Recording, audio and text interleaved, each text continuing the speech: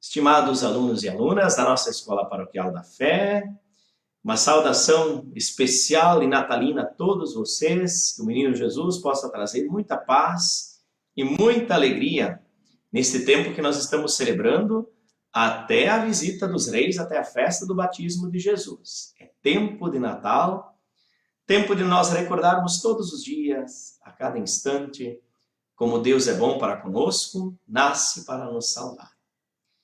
E nós queremos saudar esse Deus que está nos acompanhando também no nosso estudo, nessa nossa formação de fé, e vai nos permitindo também compreender cada vez mais o seu amor e o seu cuidado para com toda a vida, toda a criação. Hoje, quando vamos estudar o 5º mandamento, não matarás, nós vamos ver quanto é sagrada a vida de todas as pessoas, mas de toda a obra que Deus também criou.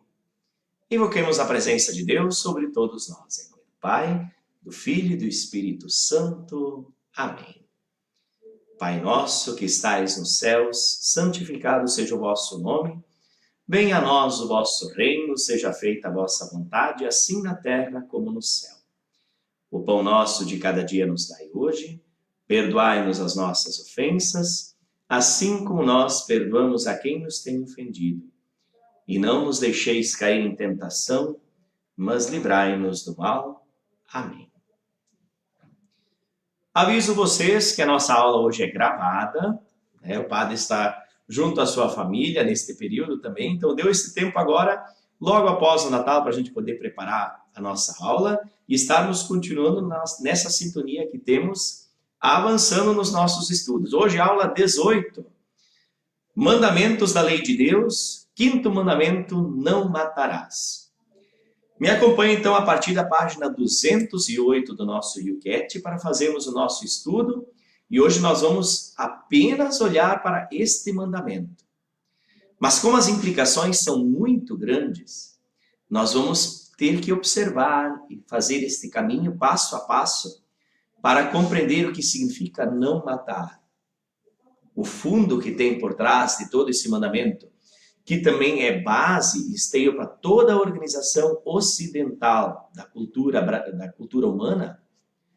Na cultura oriental nós percebemos hoje que é visto um pouco diferente esta realidade, mas a cultura ocidental tem isto por princípio, e às vezes esse princípio já está sendo questionado, e por isso que a igreja muitas vezes tem que firmar o pé nesta doutrina que nós vamos estudar hoje.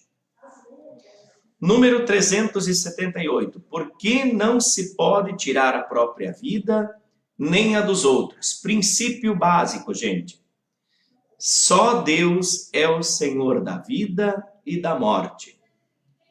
Exceto em caso de legítima defesa, ninguém pode matar ninguém. Deus é o Senhor da vida e da morte. Deus dá, Deus pode tirar. Deus pode dizer, está se concluindo este caminho.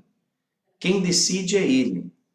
E a nós cabe defender a vida porque é o maior presente que Deus nos ofereceu. E por isso, jamais se pode tirar a própria vida, nem a dos outros. Vejam só, a explicação é belíssima. Atentar contra a vida é um delito contra Deus. Não é apenas contra a pessoa ou contra nós mesmos, para quem pratica o suicídio, mas é um atentado contra Deus, porque a vida é sagrada.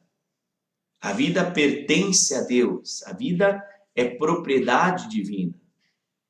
Então não cabe a nós dirigir esta estrutura. Deus nos concede a vida e é Ele que pode governá-la, nós devemos administrá-la, mas a vida pertence a Deus.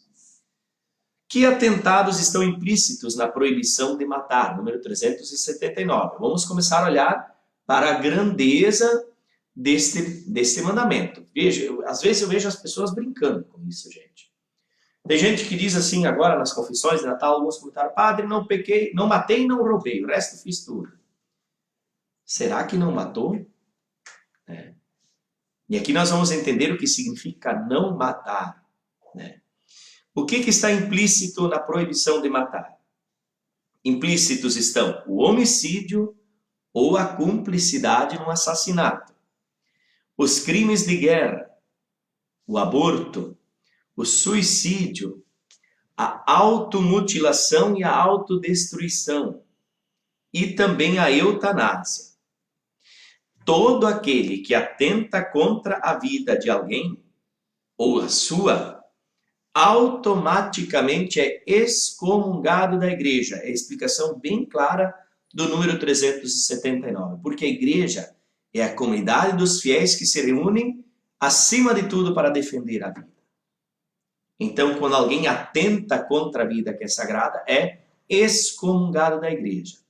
Não pertence à igreja, se faz isto conscientemente. É bom perceber aqui no fim do número 379 um bom argumento para a gente entender e não julgar ninguém. Porque ninguém tem esse direito.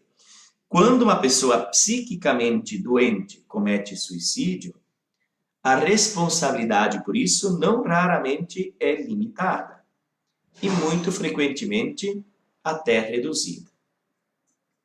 Quando nós afirmamos essa certeza tão categórica, temos que tomar o cuidado para não nos dar o direito de julgar ninguém. Assim como a vida pertence a Deus, o julgamento também pertence a Ele de todos os nossos atos. Mas a igreja traz bem presente essa chamada de que quem faz algo, atenta gravemente contra a vida, no aborto, na eutanásia, na automutilação, no suicídio, no homicídio ou nos crimes de guerra, né, ele automaticamente é excomungado da igreja porque é a comunidade que defende a vida acima de tudo. Então o 380 completa essa reflexão. Então por que podemos matar outra pessoa em caso de legítima defesa? Porque quem atenta contra a vida dos outros pode e deve ser impedido. E às vezes o impedimento numa hora de limite da vida, no caso da necessidade, pode ser a morte. Então, por isso, no caso de legítima defesa, se corta esta situação, esta postura da igreja. Para defender a vida, se for necessário, pode-se usar também do atentado até a morte de alguém. Né? A legítima defesa não é apenas um direito, ela é o dever para quem é responsável para com as outras pessoas. Eu não posso deixar que tirem a minha vida, que é o maior presente de Deus. Por isso eu preciso me defender. E se a defesa me leva a fazer um ato contra a vida de alguém, só no caso de legítima defesa, isso tem fundamento. Se não, gente, não tem. E por isso nós vamos continuar estudando agora no 381, a igreja é contra a pena de morte. Eu vejo alguns cristãos que às vezes não toleram certos crimes, certos pecados graves, que outros cometem e acham que por isso a punição pode ser até a pena de morte. Já o Papa João Paulo II dizia, a pena de morte é tão cruel como desnecessária. Todo Estado tem direito de castigar adequadamente as pessoas quando elas não estão valorizando a vida. Mas a pena de morte é inaceitável e é injusta, né? E só se pode recorrer em caso de absoluta necessidade quando alguém está colocando em grave crise, em grave perigo, a situação de vida de uma grande parte da humanidade. São muito raros já hoje e praticamente inexistentes estes casos em que se deve recorrer à execução do culpado. Né? Pena de morte é sempre atentar contra a vida de um irmão ou de uma irmã nossa. Por isso a igreja terminantemente é contra que esta lei seja permitida para os estados mundo afora. Ninguém é tão ruim que não possa ter o direito de tentar reconstruir uma vida e amparado ainda por um governo que quer justamente disseminar uma cultura de vida. Apenas voltamos na ideia da legítima defesa. Nesses casos, a compreensão da igreja é diferente. E agora vamos para os próximos passos que vão falar dos casos extremos, gente. É permitida a eutanásia? A eutanásia, vocês sabem, é provocar a morte diretamente atenta para pessoas que estão sofrendo nos leitos de cama. Muitas vezes já estão dizendo, os médicos até dizem, não vai durar muito, né? A vida está no limite. E a eutanásia é o pedido deliberado do doente ou da família do doente para que sejam desligados os aparelhos, para que a pessoa não precisa ficar estendendo a sua vida neste período em que está sofrendo, está padecendo. Assistir a uma pessoa no processo de morte constitui um mandamento humano de Deus. E vamos olhar para o princípio básico, gente, o princípio central. A pessoa deve ter direito e tem o dever de levar a vida até onde Deus quer. E por isso a igreja sempre vai ser contra a eutanásia. Porque nós já vimos quantos milagres não aconteceram quando alguém que já estava completamente desenganado pelo poder de Deus, pela força da sua própria fé, conseguiu se reerguer, reconstruir toda uma vida, toda uma caminhada. Então, nem o Estado tem direito de deliberadamente decidir sobre a vida de outra pessoa, e nem a própria pessoa, nem a sua família não tem o direito de dizer assim, desliga os aparelhos para não sofrer. Gente, nós não podemos fugir do sofrimento que acontece em todos os sentidos. Vamos olhar até pelo sentido da cruz, que nós entendemos quantas e quantas vezes o sofrimento também não foi uma oportunidade para a gente de novo se entregar absolutamente ao amor de Deus, que veio ao nosso encontro e nos amparou. Então, que a gente não fuja do sofrimento, não é porque Deus quer o sofrimento, mas porque mesmo no sofrimento humano, muitas vezes conseguimos tocar a Deus e recuperar toda a existência e o sentido da nossa caminhada. Então, ninguém, pode terminar com a sua vida deliberadamente. É legítimo que, diante da morte iminente de um paciente, se renuncie aos tratamentos médicos extraordinários, dispendiosos e desproporcionais aos resultados esperados. Aqui é uma compreensão um pouco diferente da coisa, gente. É diferente quando a gente vai ter que mover mundos e fundos que às vezes não tem sentido, ou até correr riscos de ficar judiando da pessoa, porque a gente não pode fazer sofrer a pessoa, com tratamentos que a gente não sabe nem a resposta, ou talvez para ficar apenas alongando a vida, sem poder dar qualidade de vida às pessoas. Mas o cuidado da pessoa que está a morrer nunca deve ser interrompido. É um mandamento do amor ao próximo e da misericórdia. O que a gente aprende, gente, com a eutanásia? Que a morte nunca deve ser desejada. Eu comento com vocês uma confissão que eu atendi na casa de uma pessoa de idade aqui da nossa paróquia durante essas vésperas de Natal, uma senhora de 97 anos. Há 3 anos acamada, que precisa do cuidado da sua filha, que está exclusivamente acompanhando ela, e também toda uma família que está em volta e tem que mudar o seu ritmo por causa dela. E ela confessou com uma consciência de fé, dizendo assim, Padre, eu desejei morrer, isto é pecado. Peço perdão porque eu desejei morrer. Eu hoje penso diferente.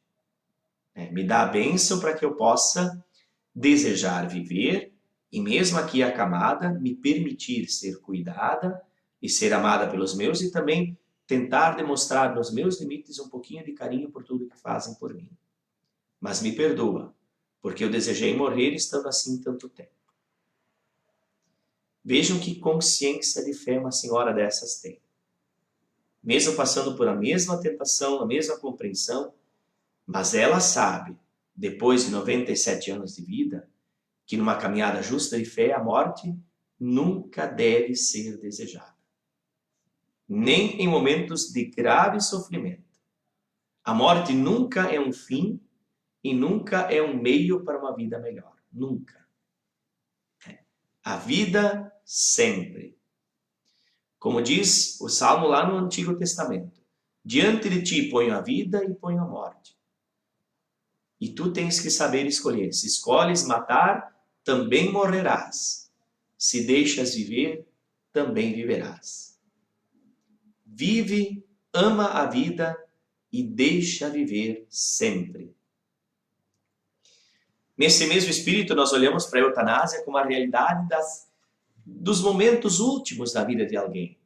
Mas nós também queremos olhar para a realidade do aborto, pela qual a postura da igreja é firme e inegociável, e por isso muitas vezes criticada.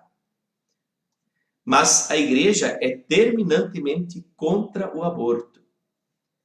Vamos lembrar de novo do princípio. A vida humana é concedida por Deus e é uma posse direta de Deus, é sagrada desde o primeiro instante e deve ser preservada de qualquer atentado humano. Proteger a vida inocente pertence às mais nobres tarefas de um Estado. Se ele se furtar a esta missão, destrói ele próprio os alicerces do Estado de Direito. Nós também não aprovamos as leis que permitem o aborto.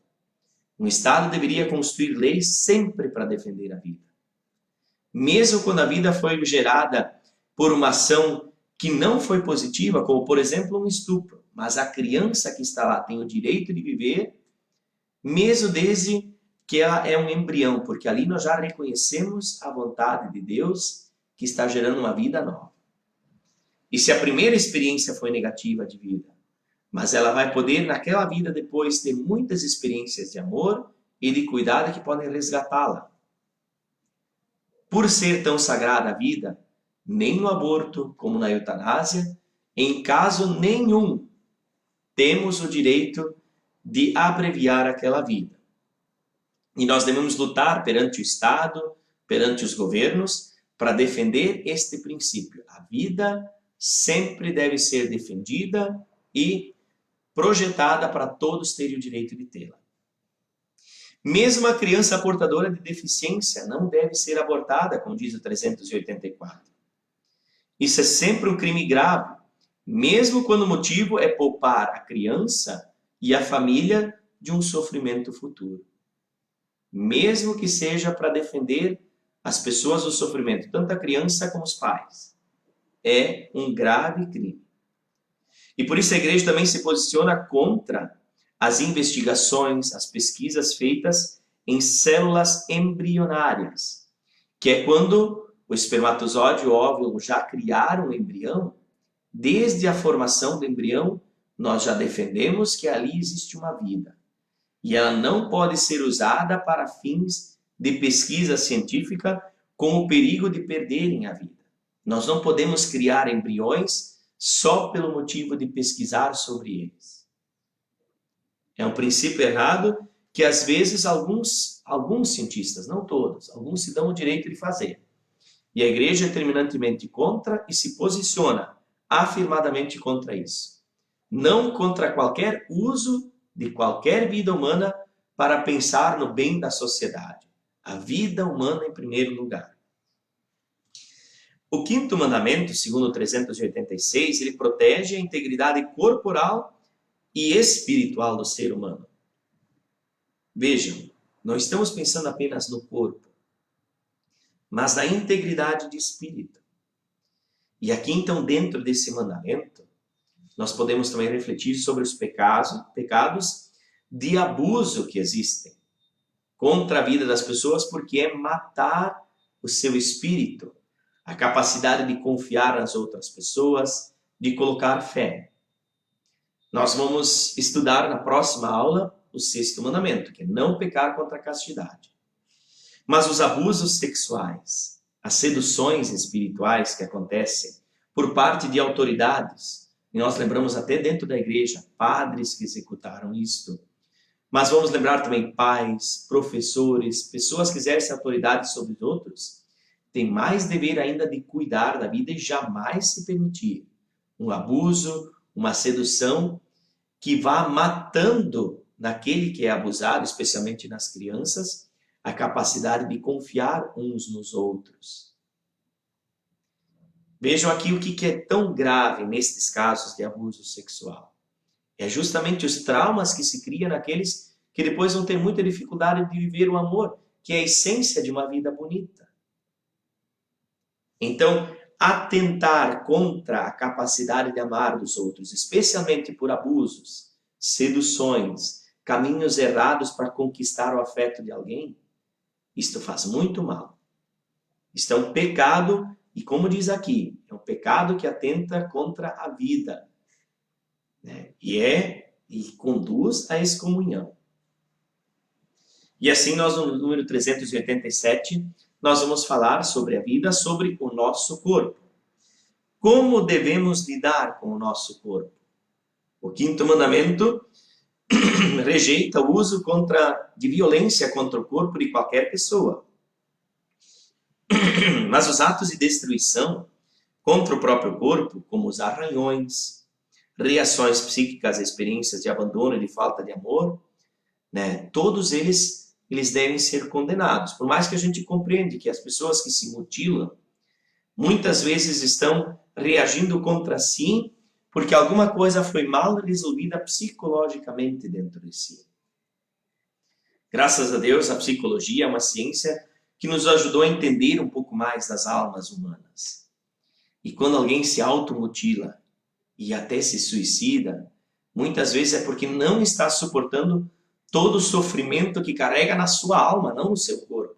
E por isso atenta contra o seu corpo e a sua vida.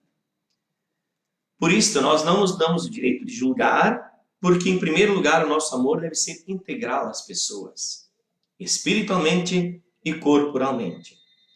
E no contexto dessa dedicação às pessoas, deve ficar claro que não existe um direito humano de destruir o próprio corpo de ninguém, que é dom de Deus. Então, eutanásia, aborto, automutilação, suicídio, por mais que sejam muitas vezes reações contra uma situação de um mal que aconteceu anteriormente, mas jamais são justificados pelo nosso direito e o dever de cuidar da vida. E aí nós vamos olhar para a realidade da nossa saúde, número 388. Né? Em que medida, então, a saúde é importante, se nós estamos valorizando tanto a sacralidade do corpo, que é o templo da vida, o templo do espírito que nós temos? É muito importante que o Estado, bem como a igreja, ajude, através de pastorais, de organizações, a defender e trabalhar pela saúde das pessoas, porque isto é levar a sério o quinto mandamento, não matar. Né? Trabalhar pela saúde, trabalhando pela alimentação suficiente, por boas habitações para todas as pessoas, por um sistema de saúde que possa adequadamente atender a todos que precisam dentro de um país, dentro de uma cidade.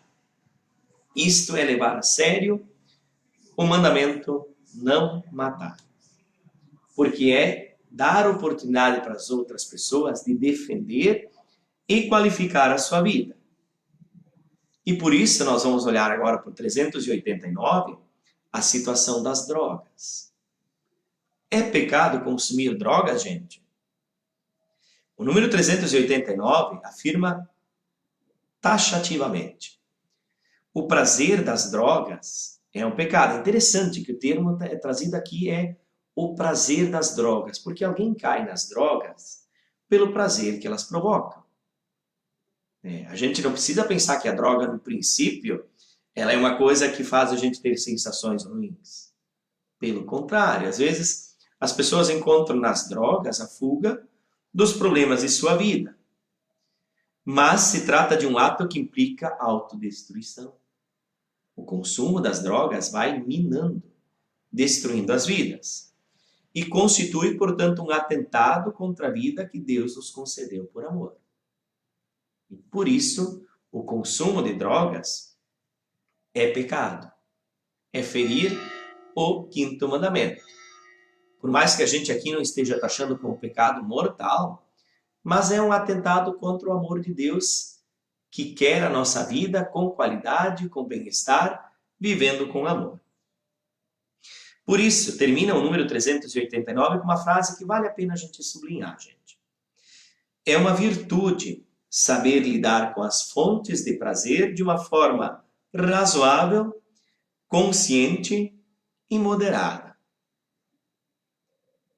Aqui é bem compreensível de que Deus não está nos proibindo os prazeres da vida. O prazer é uma maneira de elevar a condição da vida humana. mas que a gente possa saber levá-los de tal forma que eles não nos dominem. Porque ao nos dominar, eles podem nos levar para caminhos que vão fazendo a gente detonar a própria vida. Como, por exemplo, a gente vê aqui, tem drogas que ajudam as pessoas a manter a vida. Vamos pensar em tantos tipos de comprimidos e receitas que nós tomamos. Mas numa dose superior àquilo que é o necessário, ou até numa questão de vício que se cria, nós começamos a fazer mal ao grande presente que recebemos de Deus. Então é bom a gente, com consciência, com sabedoria e moderação, indica-nos a igreja, saber lidar com todos esses prazeres que a vida nos permite, que nos aponta, porque senão eles vão nos dominar e vão nos levar para caminhos distantes dos caminhos de Deus. Número 390. É permitido fazer esse experimento numa pessoa viva? Essa aqui é uma pergunta super atual, porque nós estamos vendo agora as pesquisas que estão sendo feitas pelas vacinas que tiveram que ser testadas, primeiro em animais, primeiro nos laboratórios, depois em animais, depois em seres humanos, né? Pode-se fazer experimentos em pessoas vivas? São apenas permitidos se os resultados esperados forem importantes para o bem da humanidade e se não puderem ser realizadas de outro modo. Vejam nesse caso, por exemplo, da vacina. Esta semana, o Vaticano colocou uma afirmação do seu Conselho da Doutrina para a Fé, que é o conselho que cuida justamente de manter vivo e firme tudo aquilo que a igreja nos orienta pelo catecismo.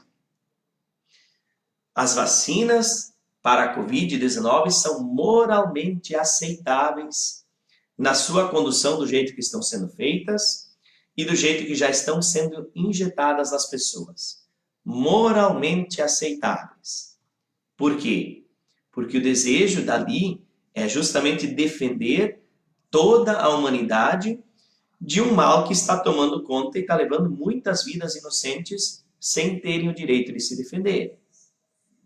As vacinas que já passaram por fases de comprovação, que nos dão uma certa garantia, que só vai crescer com o passar dos tempos, elas vão nos ajudar a defender a vida de toda a multidão, de toda a população mundial. Por isso a igreja diz, é moralmente aceitável que ela possa ser espalhada, mesmo que ainda nós não temos todos os resultados daquilo que é possível acontecer com elas. Mas pelo resultado que elas vão produzir, nós devemos acreditar que elas vêm para nos fazer bem. E por isso a gente pode aprová-las. Então, experimentos nas pessoas, né? Tem gente que está passando por um câncer terminal. E aí, pode tomar um comprimido que está sendo testado se é a chance para a pessoa tentar se salvar. Então, é moralmente aceito que a pessoa se permita um novo tratamento, ainda que está sendo testado, organizado, que a gente não sabe as respostas, se o desejo é defender a vida acima de tudo e em qualquer momento.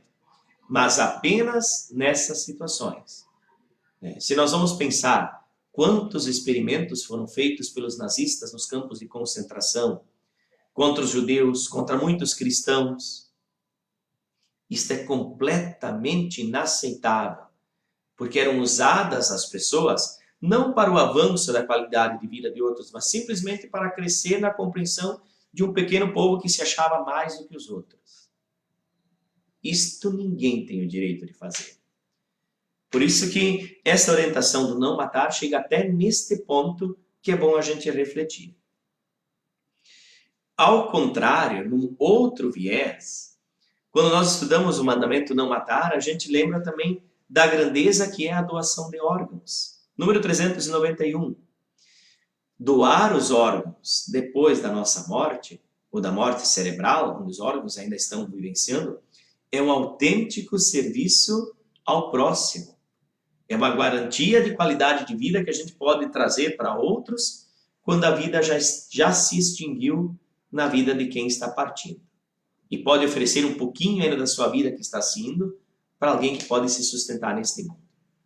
que possamos incentivar cada vez mais as campanhas de doação de órgãos, a doação de sangue, a doação de medula óssea, que são aquelas coisas que não vão tirar nada de nós. Pelo contrário, vão oferecer vida para tantos que estão sofrendo. Como é ferido o direito de uma pessoa à integridade corporal? Todas as pessoas têm direito a ter uma vida com o corpo de forma integrada. Por isso, nós não podemos aprovar nenhum gesto de violência, rapto, maus tratos, terrorismo, tortura, violação e até esterilização forçada, como existe em alguns lugares deste mundo, como amputação, mutilação, ou por castigo de algum crime que as pessoas fizeram, ou simplesmente por controle de natalidade ou outras coisas que os governos se dão o direito de pensar, então podemos interferir de tal modo, gravemente, na vida das pessoas. A igreja coloca essa postura, isso é matar. Isso é ferir o corpo e a vida das pessoas. E nós sabemos disso porque nós também fizemos estes pecados. A igreja, durante séculos, ela se permitiu usar da tortura, justificando que a tortura era para purificar as almas. E hoje a igreja se coloca diante da sociedade, como tantas vezes já o Papa João Paulo II, o Papa Bento, e sempre o Papa Francisco pede perdão pelos nossos pecados históricos, porque muitas vezes até a igreja, especialmente no período medieval, na Idade Média, 500, 600, 800 anos atrás, se deu o direito de usar da tortura com o motivo de purificar as almas. Hoje nós sabemos o grave delito que nós fizemos. Talvez até as pessoas estavam bem intencionadas, mas ninguém tem o direito de fazer isso. E por isso, como nós não temos o direito de recorrer à violência, nem psíquica nem física, especialmente a tortura, nós carregamos esse pecado na nossa história e pedimos perdão a toda a sociedade. 393. Como os cristãos devem ajudar uma pessoa que está morrendo? Assisti-la, acompanhá-la. Os cristãos não abandonam uma pessoa que está morrendo. Eles ajudam-na de maneira que ela possa morrer com confiança em Deus, em dignidade e em paz. Nesse período antes do Natal, nós visitamos só aqui na nossa paróquia, gente, mais de 150 pessoas acamadas, doentes aos seus lares, que já não têm mais nem as condições mínimas necessárias para poderem ir ao encontro da comunidade, especialmente celebrar a Eucaristia, que é um mandamento da nossa vida de fé.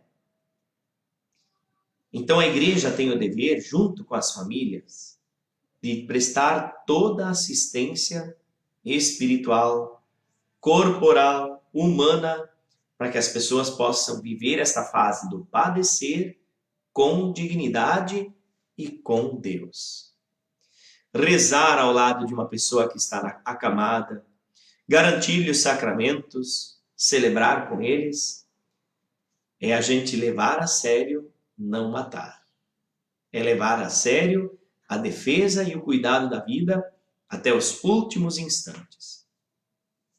Volto a dizer, é muito bom a gente lembrar de fazer algumas orações àqueles que estão cuidando dos nossos doentes neste período. Ainda mais num período de pandemia que gera muita insegurança também nas casas de saúde. Deus seja louvado porque tem gente que cuida dos doentes com uma dignidade muito grande, com carinho, permitindo que as pessoas vivam esse momento de passagem para a vida eterna, que Deus nos promete, com confiança, sem temor. E o que fazem os cristãos com o corpo de uma pessoa que falece? Essa é muito legal de estudar, número 394. Os cristãos tratam com respeito e carinho o corpo de uma pessoa falecida, conscientes de que Deus os chamou à ressurreição do corpo. Quando vocês se lembram do Padre Neymar, vocês não vão imediatamente recordar este rosto, gente. Este corpo que carrega toda a minha vida, corporal, física, mas também psíquica e espiritual.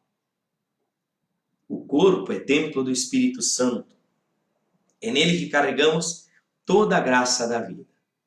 E por isso nós devemos respeitar com total dignidade os corpos também de quem morreu, porque eles carregam uma identidade. E nesta identidade nós reconhecemos sempre Deus presente conosco. Feliz daquele que consegue enxergar nos seus irmãos e nas suas irmãs a própria presença de Deus na sua vida. Isso é uma coisa que eu vejo de forma muito positiva aqui na nossa cultura. O carinho que se tem com as pessoas falecidas. E aqui eu valorizo muito o trabalho das funerárias também. Às vezes a gente não se dá conta, talvez a gente não se daria o direito de vestir alguém que recém partiu, de lhe dar um banho, de ter este cuidado com aquela vida que está indo, mas saber que ali carrega-se uma dignidade muito grande. E com todo carinho e respeito, nós cristãos devemos ter essa postura para com quem parte. Até está sendo muito triste esse período de pandemia da gente fazer esta despedida, porque muitas vezes a gente não pode nem dar o último beijo, poder colocar a mão sobre a mão de quem está partindo. E muitas pessoas mesmo assim ainda o fazem, porque é uma maneira de continuar cultivando os mesmos sentimentos que nós cultivamos pelas pessoas em vida. E assim nós vamos já chegando aos finalmente da nossa aula, com os termos mais espirituais deste estudo sobre o mandamento não matar. Se nós estudamos o não matar, o que significa então a paz? A paz é a consequência da justiça e o sinal do amor realizado na vida das pessoas. Onde existe paz, pode cada criatura descansar numa boa ordem. A paz terrena é a imagem da paz de Cristo que reconciliou o céu com a terra. Muitas pessoas acham que paz é apenas uma ausência de guerra, ou talvez um equilíbrio de forças que estão se digladiando sempre entre as pessoas para ver quem tem mais direitos e quem pode mais avançar na sua vida. Num estado de paz, as pessoas podem viver seguras, com a sua riqueza adquirida com justiça, e realizar tranquilamente permutas umas com as outras, negociar dignamente, pois na paz são respeitadas a dignidade e o direito, a autodeterminação dos indivíduos e dos povos. E vamos lembrar o princípio básico. Só existe paz onde existe justiça e amor realizado. A paz é fruto da justiça e do amor entre as pessoas.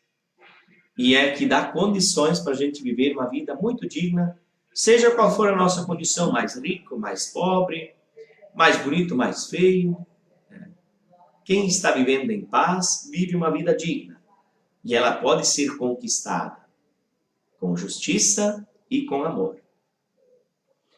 E para podermos viver a paz, a gente também tem que saber enfrentar a ira, que é um sentimento muito complicado, que muitas vezes nós enfrentamos na nossa existência, e que é uma tendência natural dentro do nosso coração, quando a gente recebeu de alguma forma alguém que atentou contra nós. Veja no número 396. A ira é uma emoção natural, como reação à injustiça que nós sentimos. Mas quando da ira surge ódio, e se deseja mal ao próximo, aquele sentimento normal torna-se uma grave falta contra o amor. Então cuidem, irmãos e irmãs, para que a ira, que é esta reação natural quando alguém nos machuca, surge no coração, que ela não se torne raiva, remorso, ou que a gente comece a criar um sentimento de tal repulsa pelas pessoas que vai tirando-nos a capacidade de amar. Porque aí a nossa dignidade está sendo ferida. É bem importante. A ira é um sentimento natural, mas perigoso, porque pode machucar esse desejo da gente viver bem e viver plenamente. Aí nós lembramos também, no número 397, o que pensa Jesus sobre a não violência. Jesus sempre teimava, não sejam violentos. Lembra aquela frase que está inclusive em Mateus capítulo 5, no Sermão da Montanha. Se alguém te bater na face direita, oferece-lhe também a esquerda. Os cristãos, por princípio, são pessoas não violentas. Mas devem os cristãos ser pacifistas? E aqui a gente fala dos movimentos que querem que seja feito todo um desarmamento completo de todas as estruturas neste mundo. Vejam essa chamada que o Papa está fazendo agora.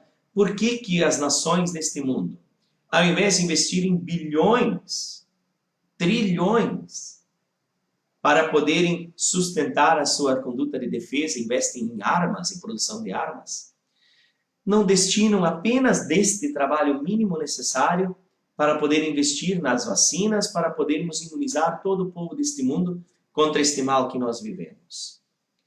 É a chamada do Natal que o Papa fez, está dentro da bênção Urbi et Orbi que ele destinou para o mundo inteiro. E a mensagem de Ano Novo que ele já escreveu traz justamente essa orientação, porque é uma mensagem que ele escreve para as autoridades civis deste mundo. Gente, pensem com carinho, né? Isto não quer dizer, como diz o 398, que a igreja é contra o armamento dos estados, porque para defender o seu povo é justo, né? É um direito fundamental de cada estado a legítima defesa armada, é o que o 398 diz, né? A gente defende a paz, mas a gente também defende o direito das pessoas se defenderem. Como vocês, nas suas casas, também têm o direito de criar condições de segurança para evitar que alguém atente contra a vida de vocês, como hoje cada vez parece mais corriqueiro, né? Mas que a gente nunca perca essa noção. Quanto mais a gente está defendido, né, às vezes mais a gente vai se protegendo dos outros, que a gente não deixe de ser quem promove a paz em todas as nações. E que mesmo quando alguém é violento contra nós, que a gente não deseje a mesma coisa para quem fez isso conosco. Porque aí nós vamos começar a criar esta cultura de morte, de violência, que parece que não termina nunca dentro das nossas comunidades. Nós defendemos o direito das pessoas se defenderem. Mas nós também, das pessoas e dos governos, dos estados, como diz aqui o texto, né? Mas ao mesmo tempo nós pedimos que ninguém entre na dinâmica de pensar que a violência vai ser o caminho para encontrarmos a paz. Em lugar algum. Que possamos cultivar a paz, que é fruto da justiça, do amor e da misericórdia nos nossos corações e também nos nossos governos. E para terminar, então, o nosso estudo, o número 399 vai justamente falar disso. Quando é permitido o uso de força militar? Vejam até onde nós chegamos no nosso estudo sobre o mandamento não matar. É permitido o uso de força militar? Nós vimos que sim. Quando? São válidos os seguintes critérios para uma guerra justa. Número 1. Tem de ter autorização da autoridade legítima. 2. Tem que haver um motivo justo. 3. Tem que haver uma intenção justa. Quem faz a guerra, mesmo tendo um motivo justo, mesmo que tenha liberação da autoridade e até orientação para tal, mas a intenção deve ser para restabelecer o bem. Uma guerra tem que ser a última possibilidade, quando todos os tipos de negociações não deram mais certo. Os meios utilizados têm que ser proporcionais. Interessante isso aqui. E tem de haver probabilidade de êxito. Que nenhum governante se dê o direito de simplesmente mandar ao seu capricho alguém deliberadamente para a morte. Porque isto, voltamos a dizer, é um grave delito contra a vida que é sagrada. É pecar mortalmente, conduzir um povo à morte através dessas guerras. Queridos irmãos, queridas irmãs, né, esse é o nosso estudo sobre o quinto mandamento, não matar. Se vocês têm alguma colocação, alguma coisa que vocês gostariam de ajudar a gente a compreender ainda mais abertamente sobre este mandamento, mande a pergunta, a colocação agora durante a aula, para a gente poder recapitular na próxima aula que vamos ter na semana que vem, já no início do ano de 2021. Desejo a todos vocês uma bonita passagem de ano, que Deus os abençoe, e nesse dia que nós vamos celebrar a Mãe de Deus no dia 1º, que a Mãe do Senhor possa nos ajudar a sermos eternamente defensores da vida e lutar para que a vida nunca seja colocada em risco, até pelas coisas que parecem hoje a sociedade tolera, mas são caminhos de morte. Como a gente lembra, o aborto, a eutanásia, a automutilação, o mesmo consumo de drogas, ou as guerras que a gente se diz que são legais, mas muitas vezes são mal pensadas, mal preparadas e poderia se ter tomado tantos outros caminhos para defender a vida das pessoas. Defender a vida é sagrado. Diante de ti ponho a vida e ponho a morte. Se escolhes matar, também morrerás. Se deixas viver, também viverás. Desejo a todos uma boa vida e um ano repleto de prosperidade e de grandes alegrias. A bênção de Deus, Pai, Filho e Espírito Santo. Amém.